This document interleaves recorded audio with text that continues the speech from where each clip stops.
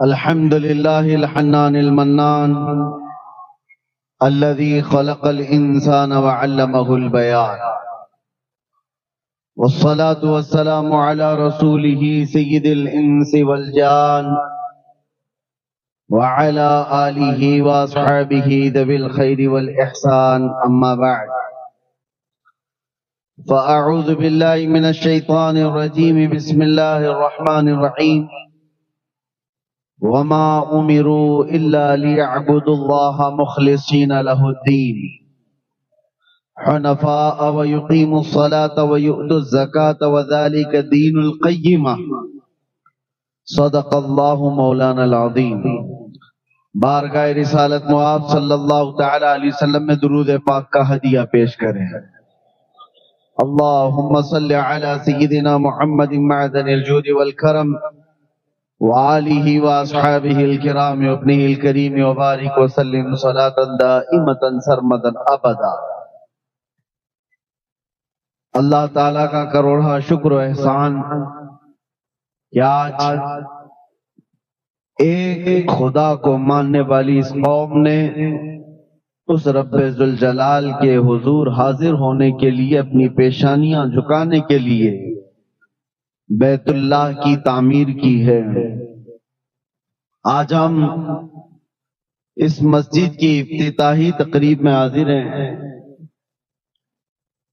مسجد اللہ کا گھر ہے، جیسے ہر مسلمان کو معلوم ہے. گھر رہنے کے لیے نہیں ہے. کوئی اگر عقل سے پیدل آدمی یہ پوچھنے لگ جائے کہ اگر یہ گھر ہے تو کیا اللہ اس میں رہتا ہے؟ ہر گھر رہنے کے لیے نہیں ہوتا. اللہ تبارک و تعالی سے اس کو نسبت دی گئی ہے کہ گھر رہنے کا نہیں ہے، بلکہ اس کی ملکیت، اس کا مالک صرف اللہ ہے. اسی لیے سب سے پہلے مسجد کے جو ذمہ دار بنتے ہیں، کمیٹی بنے، صدر بنے، اراکین بنے، ان کو سب سے پہلے یہ سوچ لینا چاہیے میں اس مسجد کا مالک نہیں، خادم ہوں. مالک صرف اللہ ہے. اور اسی وجہ سے کسی مسجد کو ہم ایک جگہ سے دوسری جگہ ٹرانسفر کرنے پر کیوں نہیں مانتے؟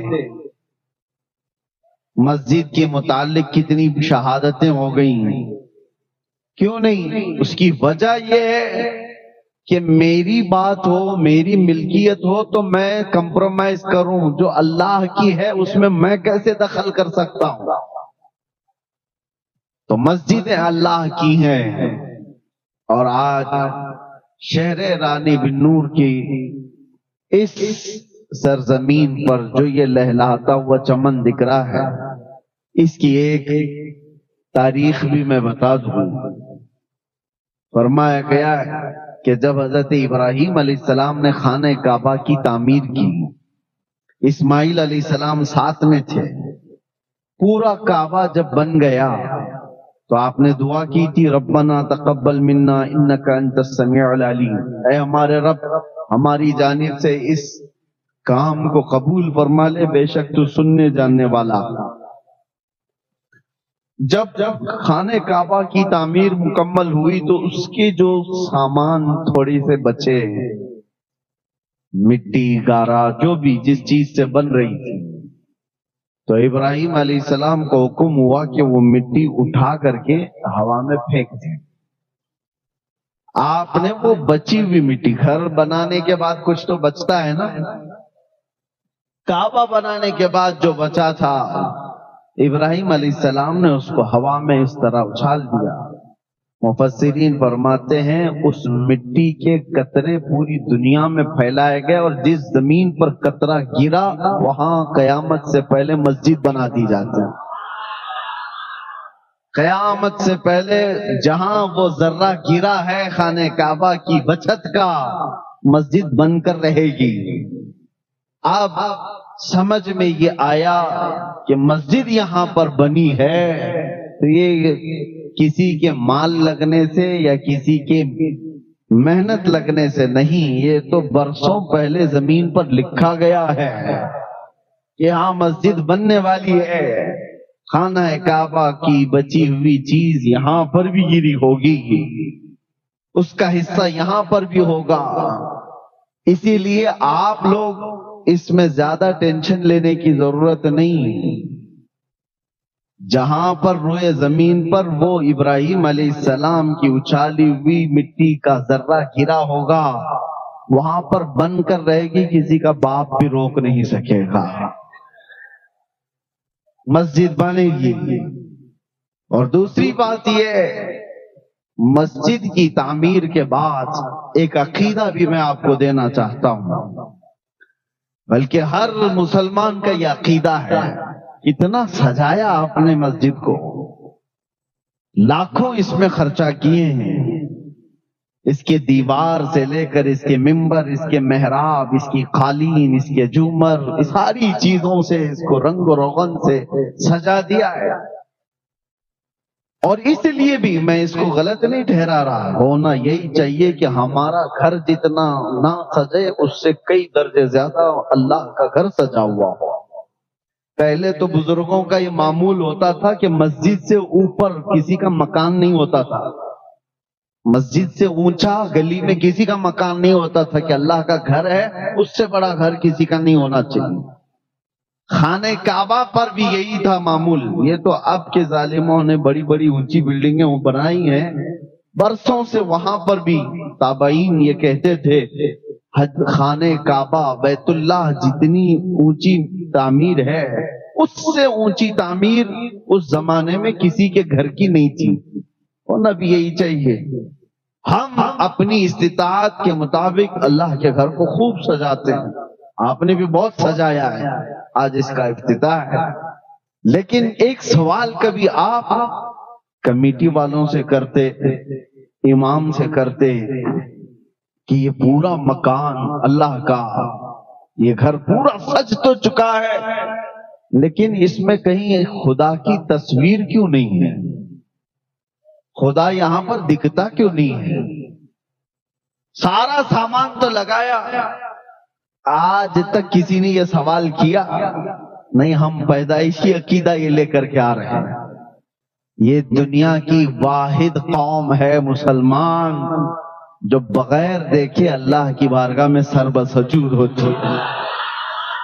وہ دوسری قومیں ہیں جن کو جھکنے کے لیے سامنے دیکھنا پڑتا ہے، اور قرآن میں مولا نے ہماری تعریف میں یہ فرمایا یؤمنون بالغیب، یہ وہ لوگ ہیں جو غیب پر ایمان لاتے ہیں۔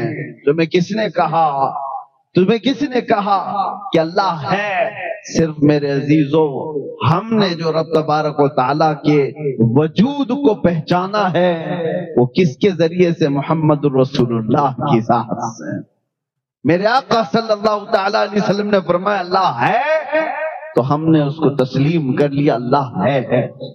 اب یہاں پر بہت سارے ملحدین جو آج کے زمانے میں ایتھیزم جو پھیلا ہوا ہے، ایک عجیب سی بات ہے، وہ بہت ساری چیزوں کو ایکسپٹ کرتے ہیں اور کچھ چیزوں کو ایسا اگنور کرتے ہیں، نکارتے ہیں۔ حیرت کی بات ہے، ایک نوجوان لڑکا ہے، اس سے میں نے پوچھا، کہا کہ ہم سائنٹیفک بات کرتے ہیں، جو چیز دکھ رہی ہے ہم اس کو مان رہے ہیں، جو چیز نہیں دکھ رہی ہے آپ خدا کے ہونے کو کیوں ہم کو منوا رہے ہیں؟ خدا کو کسی نے دیکھا ہے تو نہیں دیکھا تو ہم کیوں مانیں؟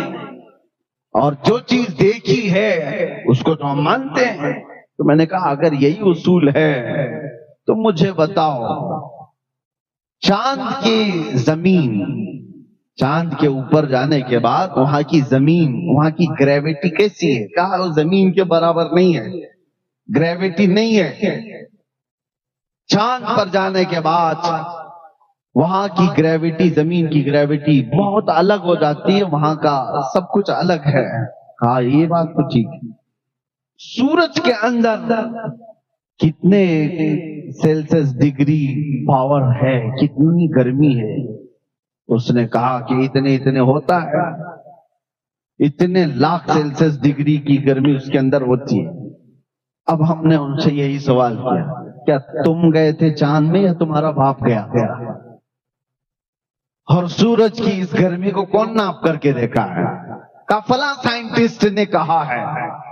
چاند کے بارے میں کہا نیل آرمسٹرانگ گیا تھا اور اس نے بتایا وہاں کی مٹی ایسی فلاں ایسا۔ کہا فرق تو یہی ہے، تو بھی سنی ہوئی بات کو ہی مان رہا ہے، ہم بھی سنی ہوئی بات کو مان رہے ہیں، اور تو نیل آرمسٹرانگ کا مرید ہے اور میں محمد الرسول اللہ۔ تو دنیا کے ایک سائنسدان کی بات پر یقین کر کے بیٹھا ہوا ہے، چاند ایسا ہے، تو خود بھی نہیں گیا۔ کہتا ہے کہ سائنس نے ترقی کی، سائنس بھی کسی کی بات پر ہی چل رہا ہے، وہ چاہے نیوٹن ہو، آئنسٹائن ہو، ڈاروین ہو، ان کی جو تھیوریاں چل رہی ہیں، دنیا بڑی بیوقوف بن جاتی ہے۔ یہ لوگ بیٹھ کر کے ڈیبیٹ کرتے ہیں، ان سے پوچھو کیا یہ تھیوری تمہاری ہے، تم نے مشاہدہ کیا؟ کہ نہیں، فلاں سائنٹسٹ نے، فلاں سائنٹسٹ کی بات پر تو تجھے یقین ہے، اور ہمیں غوث و خواجہ کی بات پر کیوں نہ یقین ہو؟ اور رہی بات تم کہتے ہو جو چیز دیکھی ہوئی ہے اسی کو مانا جاتا ہے، جو چیز دیکھی ہوئی ہے اسی کو مانتے ہیں ہم۔ تم نے نہیں دیکھا کہ چاند کی زمین کیسی ہے، ایک سائنسدان نے دیکھا چاند کی زمین ایسی ہے، تم نے مان لیا، اور ہم سے کہتے ہو خدا نہیں دیکھا تو کیوں مانتے ہو؟ ہاں میں نے نہیں دیکھا، معراج کی شب میرے مصطفیٰ نے ضرور دیکھا، میرے مصطفیٰ نے دیکھا ہے، اسی لیے ہم نے رب کو پہچانا ہے تو میرے مصطفیٰ کے دروازے سے، اور جو اس دروازے سے مضبوطی کے ساتھ لگا ہے اس کو اعلیٰ حضرت فرماتے ہیں بخدا خدا کا یہی ہے در، نہیں اور کوئی مفر مکر، جو وہاں پہ ہو یہی آ کے ہو، اور جو یہاں نہیں تو وہاں نہیں۔ یہ ہے ہمارا طریقہ استدلال۔ رب تبارک و تعالیٰ کے وجود کے بارے میں وہ کسی اور ٹاپک پر یا کسی اور موقع پر عرض کریں، لیکن آج ہم اللہ کے اس مقدس گھر میں آئے ہیں۔ اے مسلمانوں، میں دلیل کے طور پر یہ نہیں کہہ رہا ہوں، ویسے تو دلیل کے متعلق جب بزرگان دین سے پوچھا گیا کہ آپ خدا کے ہونے پر یقین رکھتے ہیں، کیا دلیل ہے؟ انہوں نے تو بہت ایسی باتیں رکھی، کہا میں تو شہد کی مکھی کو دیکھ کر کے یقین رکھتا ہوں کہ اللہ ہے۔ کسی بزرگ نے کہا کیسے؟ کہا ایک ہی مکھی ہے، ایک ہی مکھی ہے، منہ بھی ایک ہے، ساری چیزیں، ڈنک مارے تو اس کی طرح زہر کسی کا نہیں، لیکن اگر تھوک دے تو اس سے زیادہ میٹھا بھی کچھ نہیں۔ یہ کیسے؟ اور ایک دو نہیں، حضرت سفیان فرماتے ہیں کہ شہتوت کا درخت ہوتا ہے، اس کو ہرن بھی کھاتی ہے، شہد کی مکھی بھی اس کو چوستی ہے، اور اس کے علاوہ کئی جانور اس سے شہتوت کو کھاتے ہیں۔ شہد کی مکھی کھائے تو شہد دے، ہرن کھائے تو مشک اور نافع، اور بکری اور گائے کھائیں تو دودھ، سب ایک ہی چیز سے لے رہے ہیں لیکن دینے والی چیزیں ان کے اندر بدل جاتی ہیں۔ کہا کہ تمہارے اندر، ایک بزرگ ہیں فرماتے ہیں کہ ہماری ذات میں ہی اتنی چیزیں ہیں اللہ کے ہونے پر، اللہ کی نشانیوں کے لیے۔ قرآن خود کہتا ہے وَفِي أَنفُسِكُمْ أَفَلَا تُبْصِرُونَ، تمہاری ذات میں میری نشانیاں ہیں، دیکھتے کیوں نہیں؟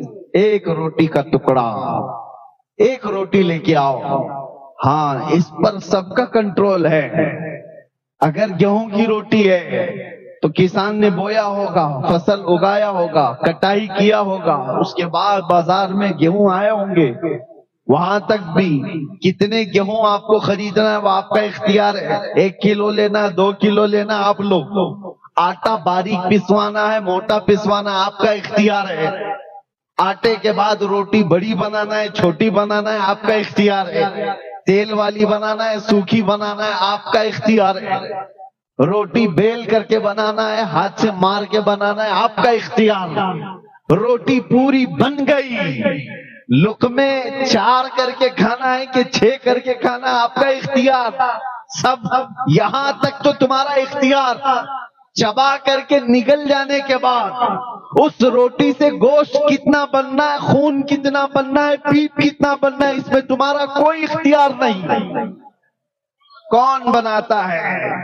اس ایک روٹی سے گوشت بھی بنتا ہے، خون بھی بنتا ہے، اور فضلہ بھی بنتا ہے، جسم کی جو ضروریات ہیں، منی کے قطرے بھی بنتے ہیں۔ ایک روٹی خون کیسے بناتی ہے، منی کا قطرہ کیسے بناتی ہے، گوشت کیسے بناتی ہے، اور ماں کے سینے میں دودھ کیسے بناتی ہے، یہ تمام چیزیں ایک روٹی۔ پتہ یہ چلا جب تک منہ سے باہر ہے میرا کنٹرول ہے، منہ کے اندر جانے کے بعد خالق کائنات کے نظام میں چلا جاتا ہے۔ یہ ہماری ذات میں موجود نشانی ہے، ہماری ذات کے اندر ہمارا کنٹرول نہیں ہے۔ اور کیا آپ نے کبھی محسوس کیا خون اور دودھ کتنے اپوزٹ لگتے ہیں؟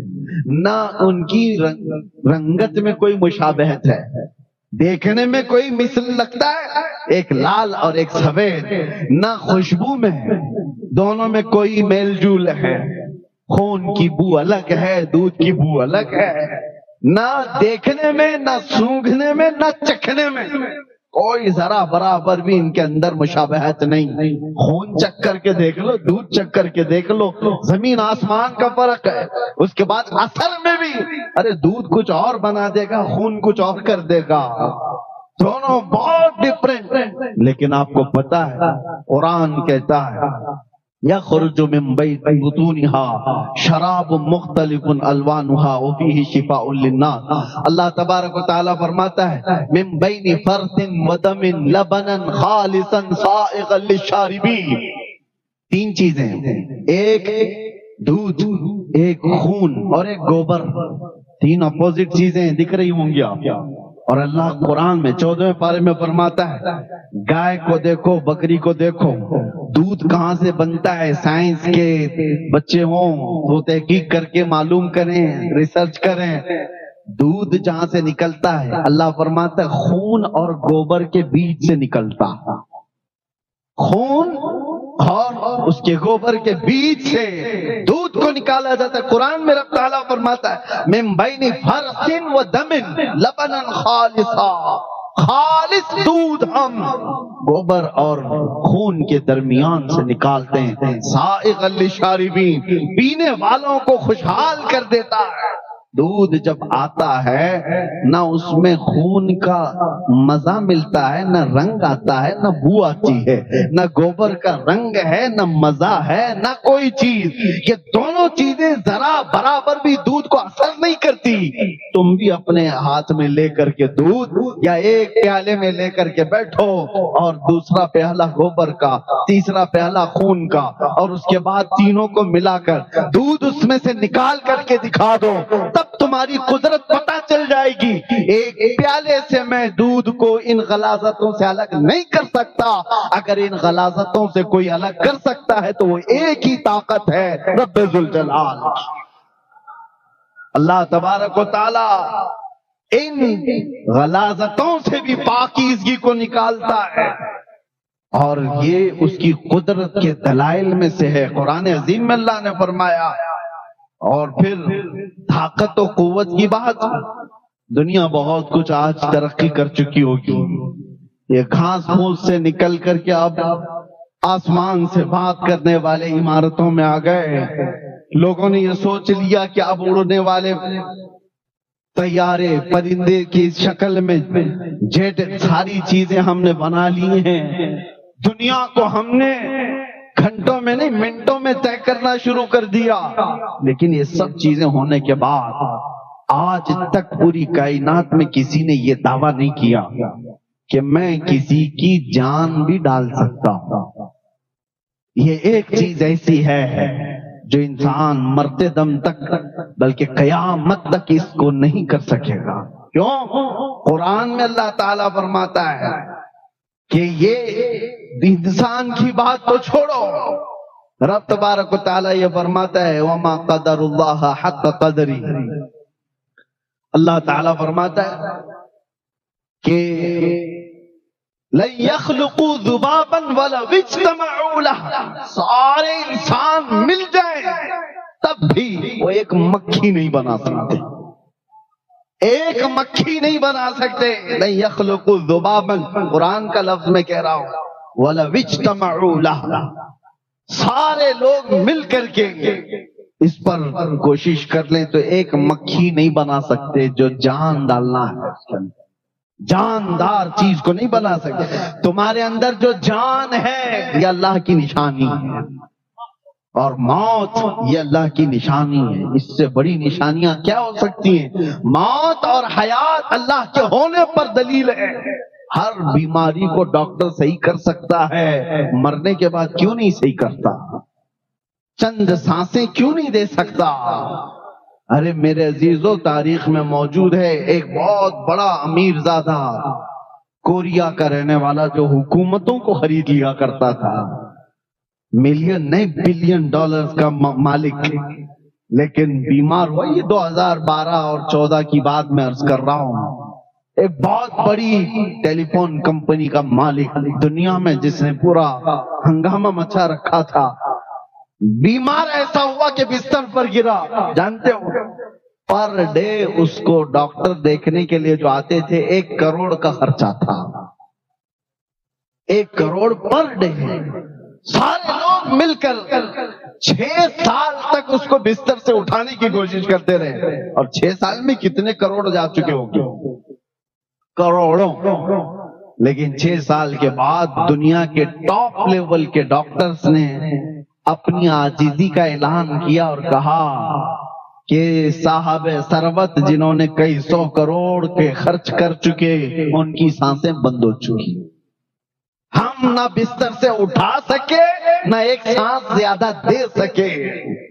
ہمارے زندگیوں میں جو سانسیں چل رہی ہیں خدا کے ہونے کی نشانی وہ رب ہے۔ امام اعظم ابو حنیفہ رحمۃ اللہ تعالی علیہ کی بارگاہ میں نہیں، امام جعفر صادق رضی اللہ تعالیٰ اہل بیت کے بڑے امام، آپ کی بارگاہ میں ایک شخص آیا، بہت آزاد خیال تھا، کیسے ہو سکتا ہے خدا کون ہے؟ آپ نے کچھ نہیں، جواب دینے کے ائمہ کے انداز الگ الگ ہیں۔ آپ نے کہا کبھی سمندر کا سفر کیا؟ کہا ہاں میں نے کیا ہے۔ کیا کبھی سمندر کا خوفناک سفر بھی دیکھا؟ سمندر کے سفر اچھے بھی ہوتے ہیں، بہت سخت بھی ہوتے ہیں، خوفناک بھی ہو جاتے ہیں۔ اس نے کہا میری زندگی میں ایک سفر اتنا ڈینجر ہے کہ اس کو بھول نہیں سکتا۔ کہا کیا ہوا تھا بتا؟ کہا جہاز تو نکل چکا، اچانک طوفانوں کے بیچ گر گیا ہمارا جہاز، اور جتنے اس پر کیپٹن تھے، ملاح تھے، ایک کے بعد دیگرے سب مر گئے، ڈوبتے چلے گئے۔ جہاز میں پانی اتنا آیا کہ کوئی سنبھال نہ سکا، سب گر گئے، مر گئے، اور جہاز ٹوٹ کے بکھرا۔ تو میں نے پہلے تو یہ سوچا تھا کہ یہ ملاح کسی طرح نکال لیں گے، نہیں، وہ سب مر گئے۔ تو جہاز سے سوچا کہ یہ کسی طرح تیر کر باہر آ جائے گا، جہاز ٹوٹ گیا۔ ایک تختہ بچا تھا، میں اس تختے پر آ گیا اور اس تختے پر لیٹا رہا۔ تھوڑی دیر کے بعد اس تختے نے بھی ساتھ چھوڑ دیا، میں گر گیا سمندر میں اور اپنے آپ کو موجوں کے حوالے کر دیا۔ پھر ہوا یہ کہ میں غشی کے عالم میں تھا، کنارے لگ تو گیا، ہوش آیا تو میں زندہ تھا، اٹھ کر کے آ گیا۔ اور اس کے بعد وہ خدا کے ہونے کا یقین نہیں رکھنے والا بندہ تھا۔ اس وقت امام جعفر صادق نے کیا پوچھا، یہ ہماری اور آپ کی زندگیوں میں آنے والی بات میں عرض کر رہا ہوں۔ انہوں نے کہا اچھا ٹھیک ہے، سمندر کے سفر پر جب تو تھا، پہلے تو سمندر میں چل نہیں سکتا تھا، سمندر میں پیدل جا نہیں سکتا تھا، تو کیا کیا تو نے؟ جہاز کو لے لیا۔ کہ جہاز پر تیرا بھروسہ تھا کہ سمندر پر میں نہیں چل سکتا، جہاز لے کر جائے گا۔ جہاز پر سوار ہوا تو جہاز جب ہچکولے کھانے لگا تو تیرا یقین کس کے اوپر آ گیا؟ ملاح پر، کیپٹن ہے، چلا لے گا، نکال لے گا۔ لیکن جب وہ ڈوبنے لگ گئے تب پھر تیرا یقین جہاز کے ان تختوں پر ہوا کہ یہ ڈوبیں گے نہیں کسی طرح، اس پر سوار ہو جاؤں گا۔ جہاز سے یقین بڑھ کر ملاح پہ آیا، ملاح سے بڑھ کر کے ٹوٹے ہوئے تختوں پر آیا، تختے پر بھی تو لیٹا ہوا چل رہا تھا، جب تختہ بھی چلا گیا اور تو سمندر کے حوالے ہوا، اس وقت بتا تیری کیا کیفیت تھی؟ اس وقت تیری کیا کیفیت تھی؟ تو کیا سوچ رہا تھا؟ کیونکہ جتنے سہارے تھے سب نکل گئے، جہاز تھا وہ بھی چلا گیا، ملاح تھا ڈوب گیا، تختہ تھا چلا گیا، لاسٹ کچھ نہیں تھا، سمندر کے حوالے اپنے آپ کو کیا۔ اس وقت تیری سوچ کیا تھی؟ وہ کہتا ہے میری سوچ یہ تھی کوئی تو ایسی طاقت آئے جو مجھے یہاں سے بچا لے۔ امام جعفر صادق کہتے ہیں جو تیری روح نے پکارا اسی کا نام اللہ رب العزت ہے۔ جو تیری ایسی کیفیت میں یاد آ جائے سمجھ لے وہی اللہ کی ذات ہے۔ جہاں سارے سہارے ختم ہو جائیں، سارے امیدیں ٹوٹ جائیں، وہاں پھر جس چیز کی یاد آتی ہے وہ رحمان و رحیم ہے۔ میرے عزیزو، یہ ہم نے زندگیوں میں تجربے کے طور پر بھی دیکھا ہے، جب سارے لوگ چھوٹ جائیں آخری جو امید ہے اسی امید کو کہتے ہیں، اسی یقین کو کہتے ہیں اللہ کی ذات۔ اللہ کی ذات، یہاں سے بندہ پھر اتنا پاورفل ہوتا ہے۔ ابھی میں آپ کو بتاؤں، مسجد میں بیٹھے ہیں، یہ چھت لگی ہے، چھت کس پر کھڑی ہے؟ چھت تو پلر کے اوپر ہے، دیواروں کے اوپر ہے، لیکن ابھی اگر کوئی بتا دے کہ کریک ہو گئی، چھت گر سکتی ہے، تو آپ کیا کریں گے؟ بھاگ کر کے باہر نکل جائیں گے، یہی ہوگا۔ چھت پلر والی چھت گر رہی ہے تو بھاگ کر کے کہاں جاتے ہیں؟ آسمان کے نیچے جس کا کوئی پلر ہی نہیں ہے، اس کا کوئی پلر ہی نہیں، پورا آسمان کہیں پلر ہے؟ عجیب یقین ہے تمہارا، یہ پلر والی چھت پر یقین نہیں ہے کہ یہ بلڈر کا بنایا ہوا ٹوٹ سکتا ہے، وہ رب العالمین کا ہے، کبھی نہیں ٹوٹے گا۔ اس یقین کا نام ہے خدا وحدہ لا شریک کا ہونا۔ تمہارا یقین بچاتا ہے، تمہارا یقین۔ تم بچنے کے لیے بھاگتے کہاں ہو؟ بھاگتے وہی ہو، یہ بے اختیار ہے، کوئی کہتا نہیں ہے تمہیں، یہ بغیر تمہارے، یہ فطرت میں اللہ نے تمہارے ڈال رکھا ہے، فطرت میں ڈال رکھا ہے۔ میرے عزیزو، بہت سارے ایسے ہیں، ہر بچے کو سکھایا نہیں جاتا آگ گرم ہوتی ہے، برف ٹھنڈا ہوتا ہے، فطرت میں اللہ اس کے ڈالا ہوا ہے۔ کیا سب کو سکھایا آپ نے؟ ہر بچے، کسی بچے کے ساتھ اتفاق ہو گیا آگ کے